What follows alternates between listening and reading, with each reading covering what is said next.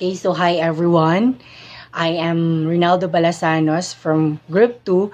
So the content of this video is the important informations about financial statement analysis and their implications to management. So I'll just going to give you the some important notes dito sa book na to before we proceed to the interpretation of the data and the comparative analysis sa bawat company. So first, according here, the main purpose of financial statement is to guide users in making wise, prudent, and sound economic decisions. However, prior to making decisions, an essential process must be done.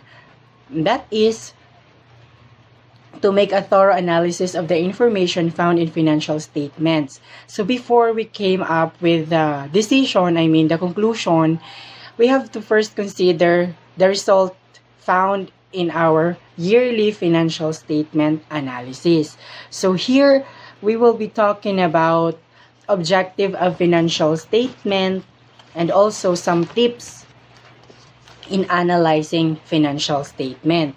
But before that, I will give you first the two main parts na nilalaman ng financial statement. The first one is quantitative. This talks about the number, numeric, meaning the data found in your financial statement. And the narrative naman or verbal is the explanation, analysis, and interpretation on the data found on your financial statement.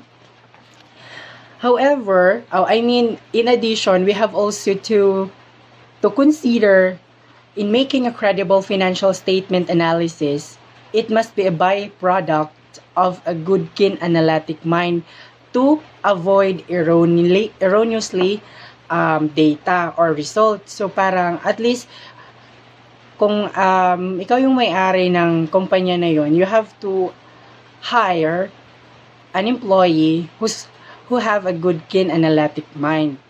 And also research then. Research or analyst must be. They go together.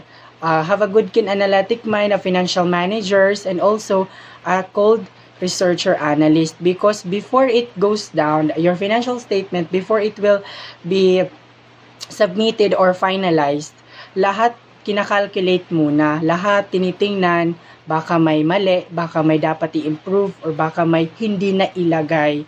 So yun yung purpose ng researcher analyst. So let's go to objectives of financial statement analysis. The objectives here is to look or to assess and to consider also what we're going to add, what we're going to do, or what we have to consider